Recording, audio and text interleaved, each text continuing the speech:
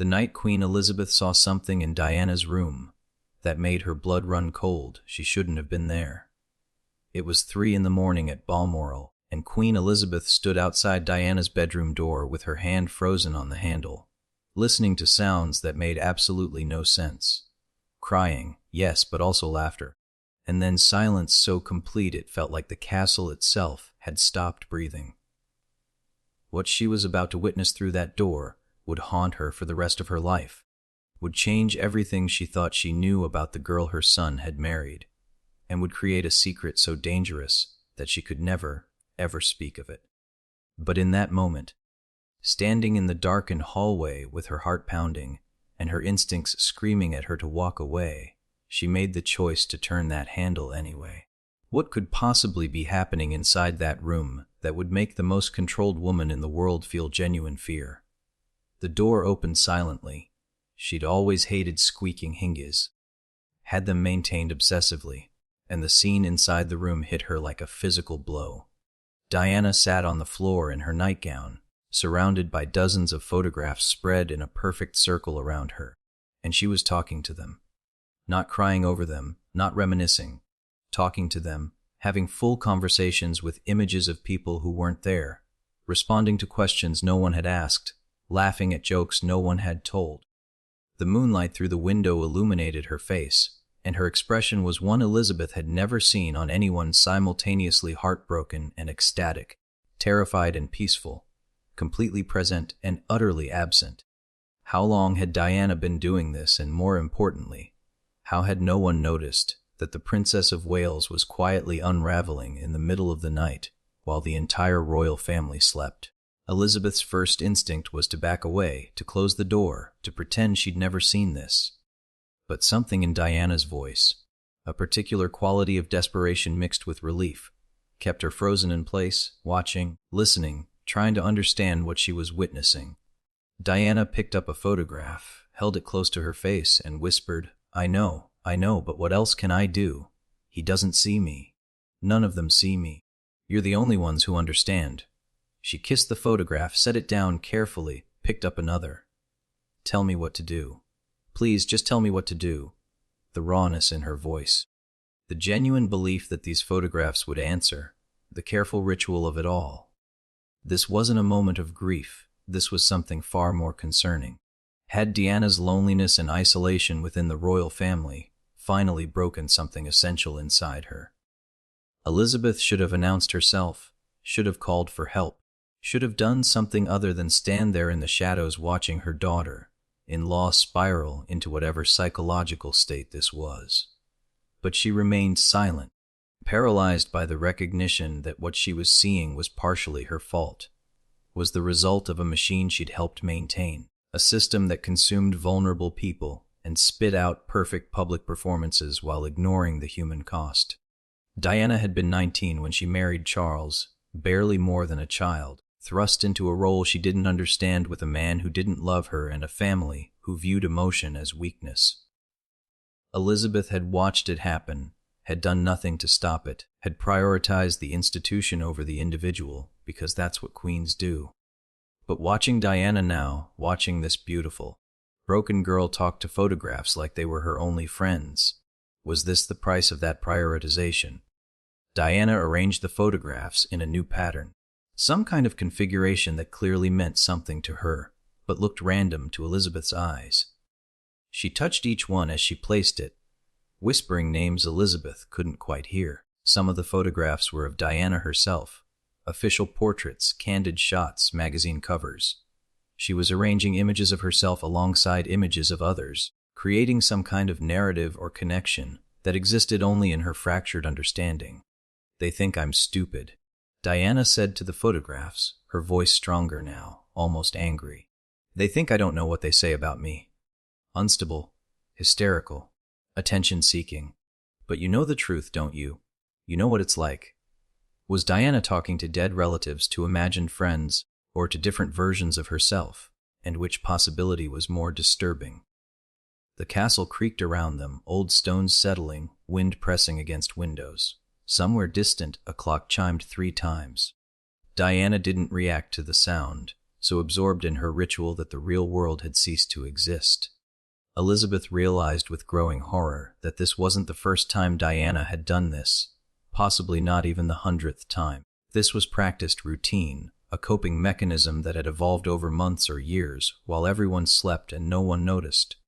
How many nights had Diana sat alone in various royal residences, conducting these one-sided conversations with photographs, seeking comfort from images, because living people had failed her so completely? How many mornings had she appeared at breakfast perfectly composed, hiding this nighttime disintegration behind her famous smile?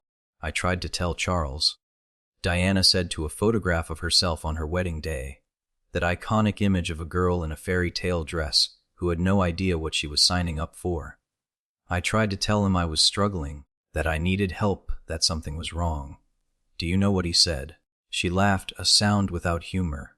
"He said I was being dramatic. He said I needed to be stronger like his mother, like her." Diana's eyes lifted, and for one terrible moment, Elizabeth thought Diana had seen her standing in the doorway. But Diana was looking at something else, somewhere else, her gaze fixed on a point in space that held meaning only to her. Was she seeing ghosts, or was this something else? Dissociation, psychosis, a complete break from reality brought on by unbearable pressure. Elizabeth's hands were shaking. She gripped the doorframe to steady herself, her mind racing through possibilities and implications. If she revealed herself now, Diana would be humiliated, would know that her private breakdown had been witnessed.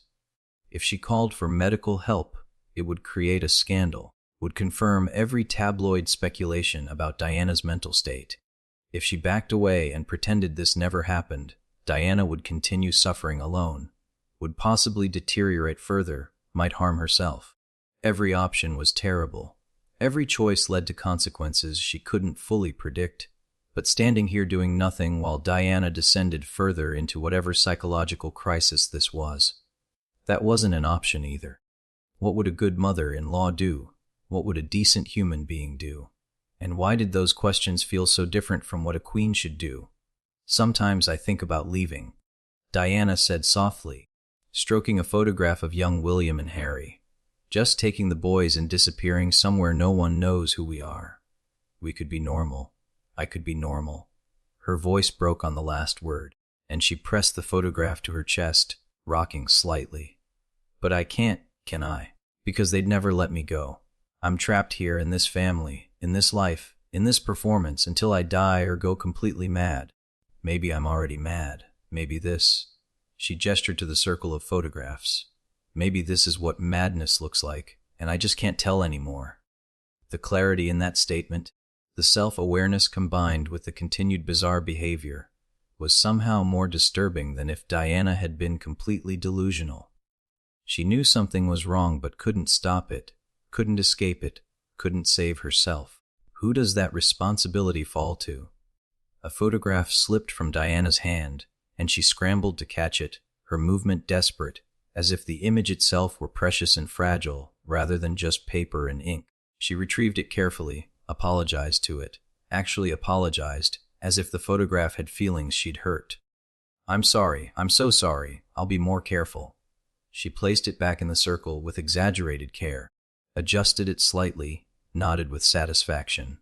Elizabeth felt cold spreading through her chest, the kind of cold that comes from watching something break and knowing you can't fix it, knowing you might have helped break it in the first place.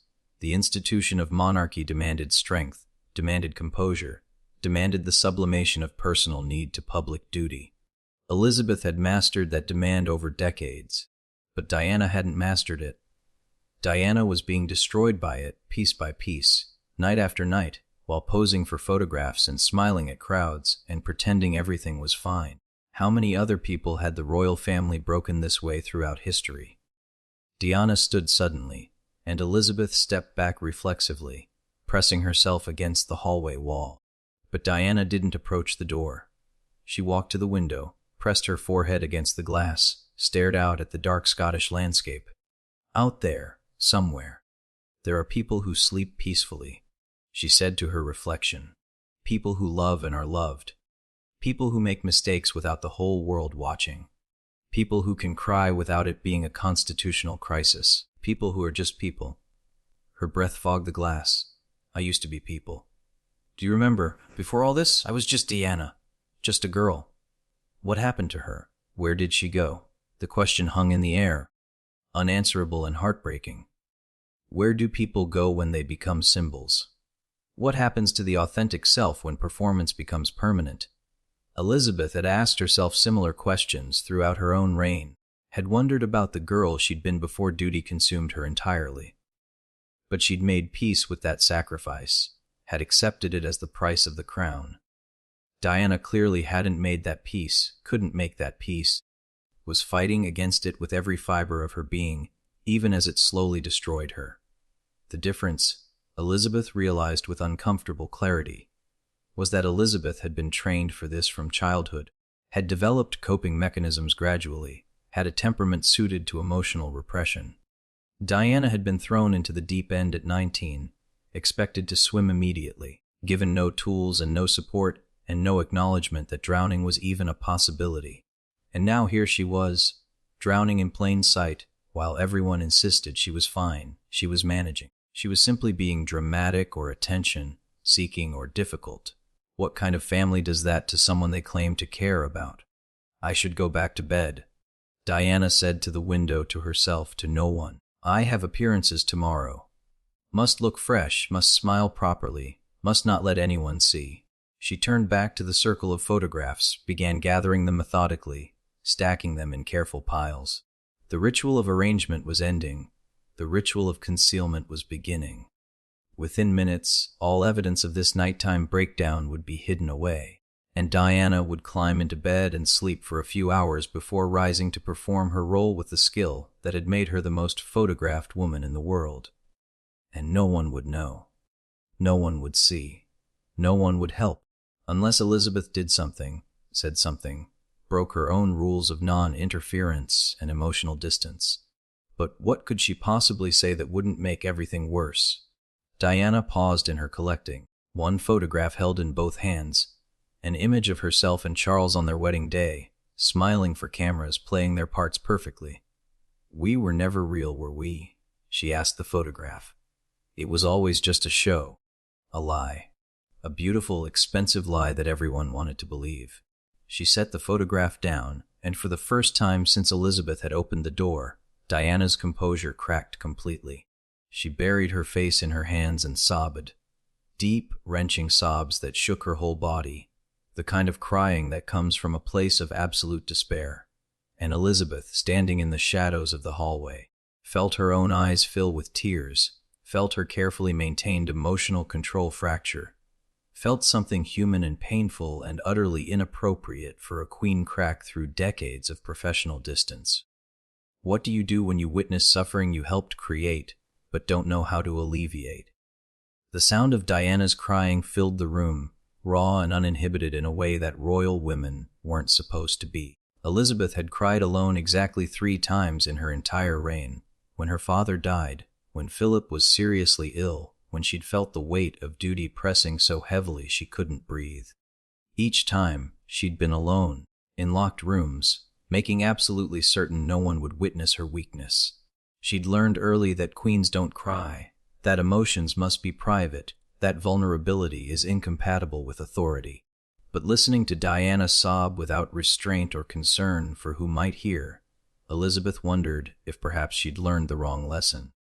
Perhaps crying alone in locked rooms wasn't strength. Perhaps it was just another form of prison.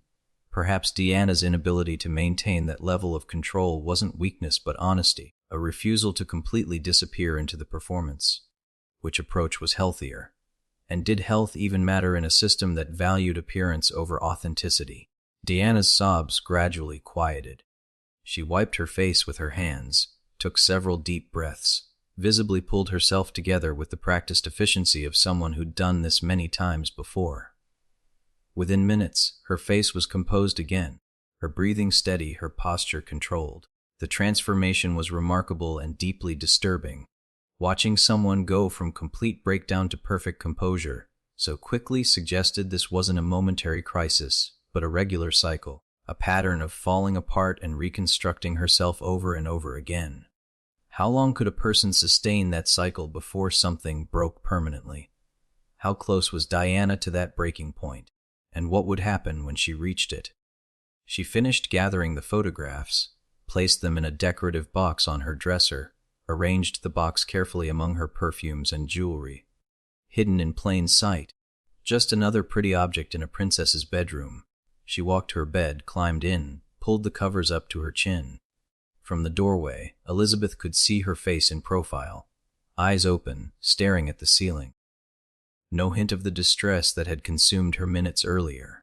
She looked like any other person unable to sleep, not like someone who'd just conducted a conversation with photographs and sobbed on her bedroom floor. The mask was back in place, the performance had resumed, and tomorrow morning she would wake up and smile at breakfast, and no one would ever know. Did Diana prefer it that way, or was she desperate for someone to see through the mask and actually help her? Elizabeth knew she should leave now, should retreat to her own room, should process what she'd witnessed in private. But her feet wouldn't move. She stood frozen in the doorway, watching Diana stare at the ceiling, and she felt the weight of responsibility pressing on her shoulders with crushing force. This girl, this beautiful, broken, desperate girl, was family. Diana had married into the Windsor line, had given birth to 2 heirs, had performed her duties despite clear suffering. She deserved protection, deserved support, deserved someone to acknowledge that she was drowning and needed help. But providing that help would mean acknowledging problems the palace had spent years denying, would mean admitting that the royal family had failed one of its own, would mean putting individual welfare above institutional reputation. Elizabeth had spent 70 years prioritizing institution over individual. Could she change now? Should she change now? Or was the system itself unchangeable, a machine that would grind forward regardless of who it destroyed? A floorboard creaked under Elizabeth's foot, the tiniest sound, barely audible, but in the silence of the sleeping castle it felt like a gunshot. Diana's head turned sharply toward the door, her eyes wide, searching the darkness. Elizabeth held absolutely still, barely breathing, praying the shadows concealed her. For several endless seconds, Diana stared directly at the doorway, and Elizabeth was certain she'd been seen. But then Diana's gaze moved on, scanning the rest of the room, finding nothing unusual. Dismissing the sound as normal castle noise, she turned back to staring at the ceiling. Elizabeth released her breath slowly, silently, her heart hammering. What would have happened if Diana had seen her? Would Diana have been angry, embarrassed, relieved? Would it have been the catalyst for a conversation they desperately needed to have? Or would it have driven Diana deeper into isolation, knowing even her private breakdowns weren't truly private? Elizabeth finally stepped back from the doorway, pulling the door closed with infinite care, until the latch clicked softly into place. She stood in the hallway for a long moment, her hand still on the door handle, her mind struggling to process everything she'd witnessed. The castle felt different now. The walls that had always represented tradition and stability suddenly felt like a prison, beautiful and historic and suffocating. How many people had suffered in these rooms over centuries? How many had hidden their pain behind perfect manners and public smiles? How many had talked to photographs in the dark, seeking comfort from images because living people had failed them? The weight of all that accumulated suffering felt suddenly present, pressing down on Elizabeth like physical force. She'd been part of this system her entire life, had defended it, had sacrificed for it, had believed in it. But standing in this hallway at 3 in the morning, having just watched her daughter-in-law spiral into psychological crisis alone and unsupported, what exactly had she been defending? She walked back to her own bedroom slowly, her mind churning with questions that had no good answers. The hallway portraits watched her pass, ancestors who'd worn the crown, who'd maintained the system, who'd prioritized duty above all else. She'd always found comfort in those portraits, in the sense of continuity and tradition they represented. But tonight they felt accusatory, like witnesses to centuries of emotional suppression and individual sacrifice in service of institutional survival. Had any of them stood outside bedroom doors at 3 in the morning, listening to family members fall apart? Had any of them wrestled with the same questions about duty versus humanity? Or had they all simply accepted the cost as necessary, unavoidable, the price that must be paid? And if they had accepted it, did that make them wise or complicit? Inside her own bedroom, Philip slept soundly, undisturbed by royal drama or emotional crisis. She envied his ability to sleep through anything, his capacity to compartmentalize, his practical approach to problems that had no practical solutions. She climbed into bed beside him, but knew sleep wouldn't come. Her mind kept replaying the scene in Diana's room. The photographs arranged in circles, the one-sided conversations, the sobbing, the rapid reconstruction of composure. Each detail felt significant, laden with meaning she couldn't quite grasp. What should she do with this information? Confront Diana privately, offer support, acknowledge what she'd witnessed. Inform Charles, force him to recognize his wife's deteriorating mental state. Call in medical professionals. Risk the scandal but potentially save Diana.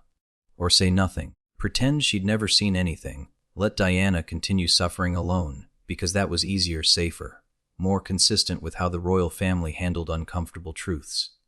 Every option felt wrong. Every choice led to pain. But doing nothing while Diana unraveled, that felt most wrong of all. So why was it the most tempting option? The night stretched on endlessly.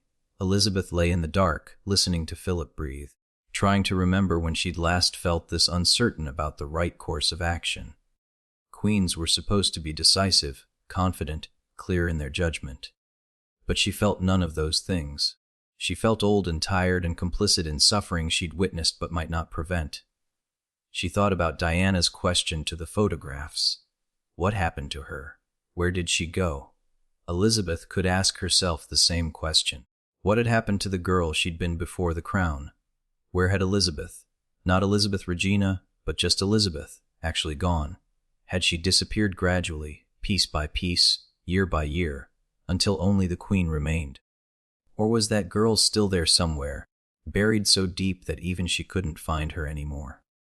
And if Diana couldn't survive the transformation from person to symbol, what did that say about Elizabeth's own survival?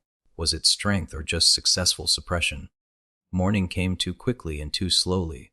Elizabeth rose, dressed, prepared herself for the day with automatic precision born of 7 decades of practice. At breakfast, the family gathered as usual. Charles looked tired and distant, absorbed in his newspapers. Philip discussed the day's shooting schedule with enthusiasm. And Diana appeared perfectly composed, hair styled flawlessly, makeup applied expertly, smile in place. She chatted pleasantly about plans for the children, laughed at one of Philip's jokes, ate her breakfast with good appetite. Nothing in her demeanor suggested that hours earlier she'd been sitting on her bedroom floor, talking to photographs. The performance was flawless, and Elizabeth, watching her across the table, felt a chill run down her spine. If she hadn't witnessed Diana's breakdown herself, she would never suspect anything was wrong. How many other breakdowns had she missed? How many other family members were falling apart behind closed doors while maintaining perfect public faces? And how sustainable was a system that required that level of constant performance? Diana caught Elizabeth staring and smiled, a genuine, seeming smile that reached her eyes, warm and friendly. "Good morning, Mom. Did you sleep well?" The question was casual, polite, utterly normal. Elizabeth forced herself to return the smile, to respond with appropriate pleasantness. "Very well, thank you." The lie came easily, automatically. They were both lying, both performing, both hiding truth behind practiced politeness. The entire conversation was a performance for an audience of family members who weren't really paying attention anyway. This was the machine in action.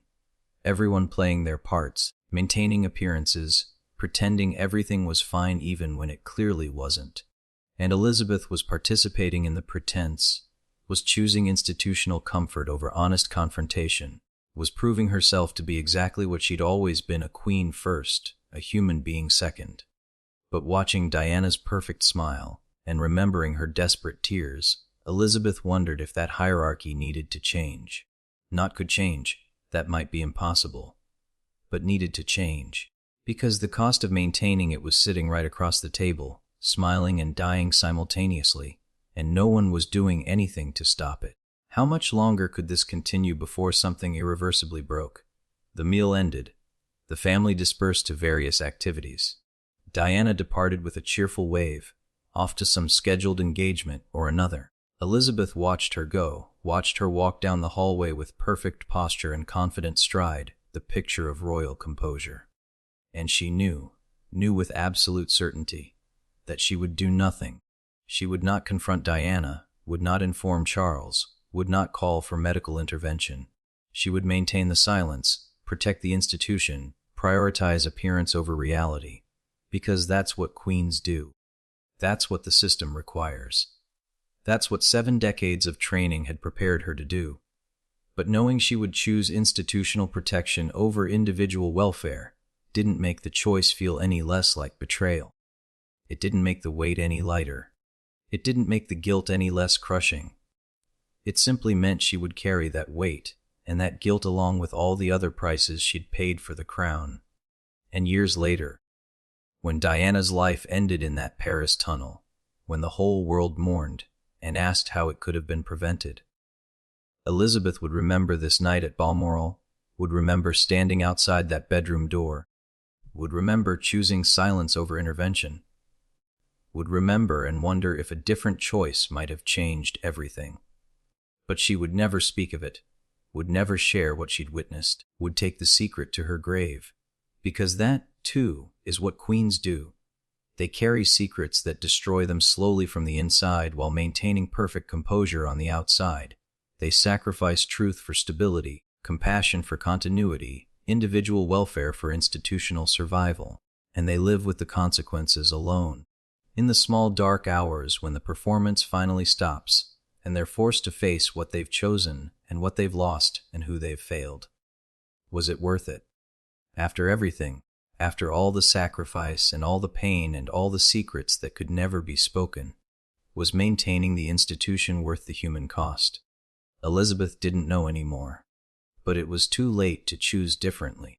The choice had been made decades ago, the moment she accepted the crown, and now she would live with it, just as Diana would die with it, just as generations before them had lived and died with it. The machine would continue grinding forward, beautiful and terrible and utterly indifferent to the people it consumed. And Queen Elizabeth II would continue being its most perfect product and its most tragic accomplice, until the day she finally stopped breathing and someone else inherited the weight and the guilt and the impossible burden of being both human and symbol simultaneously. What would that next person choose when faced with the same impossible choice? Would they be strong enough to change the system, or would they simply become another cog in the machine? Another person who chose duty over compassion because that's what the role required. And did it even matter when the system itself seemed designed to make real change impossible?